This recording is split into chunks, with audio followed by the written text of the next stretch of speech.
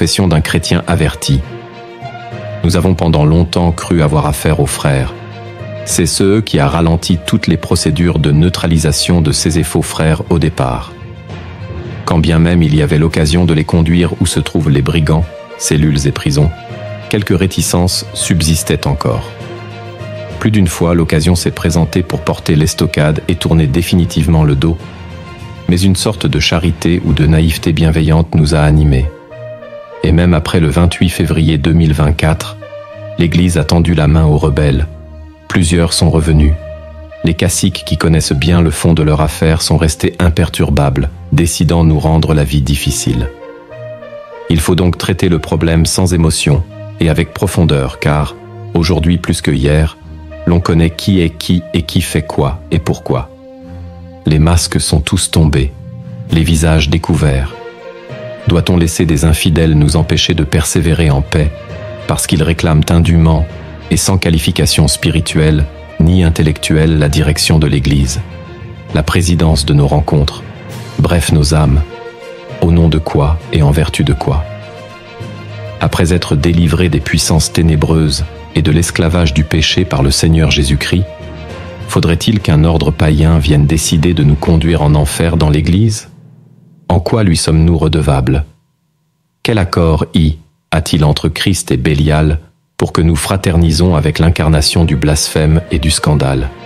Sommes-nous responsables de l'égarement de ceux qui ont choisi Mammon et l'argent au détriment de Christ? Devons-nous honorer un pasteur, fût-il consacré au détriment de Christ et de son enseignement? Non, non, non. Nous croyons donc avoir affaire à des frères.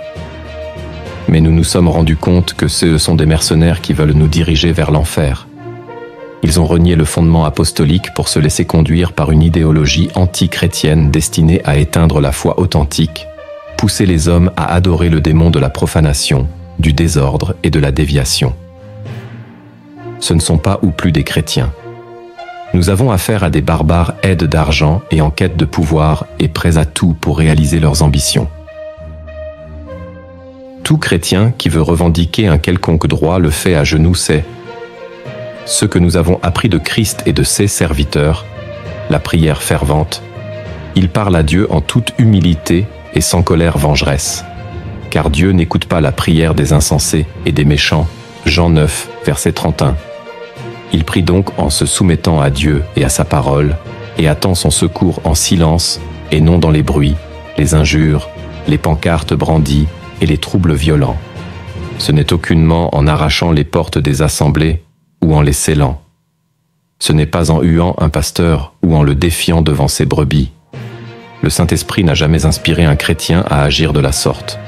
Aucune trace biblique de ce genre de comportement qui est en réalité démoniaque. Ce n'est donc que le témoignage de la mort de la spiritualité et l'abandon des anciens sentiers. Une dénaturation née de la quête malhonnête des biens terrestres, de la gloire et de l'argent. De l'argent qui n'est pas sien parce que plusieurs sont incapables d'en trouver suffisamment par le travail juste et honnête et la crainte de Dieu, mais par la fraude, la violence, la falsification des documents financiers de l'Église, etc. Ils recherchent la gloire. Ils sont en quête de fausse gloire avec le titre honorifiquement ronflant et vide de sens d'aspirant de circonstance. Ce que l'Église honore est devenu profanation.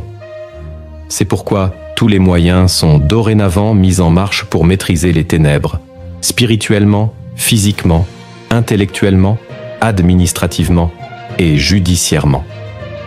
Attention, nous n'avons plus affaire à des frères, mais des bandits. Nous ne pouvons donc plus être crédules et naïfs comme au commencement, surtout que Dieu lui-même nous a donné les instruments de travail pour ramener définitivement l'ordre et la paix et poursuivre l'œuvre d'évangélisation authentique que le démon veut freiner. Chacun sait ce qu'il a à faire selon que Dieu lui a donné les possibilités d'agir. Prions et agissons. Nous ne serons pas complices de la diffamation du nom de Dieu et du plan de Satan pour conduire les hommes en enfer à travers de faux chrétiens et responsables.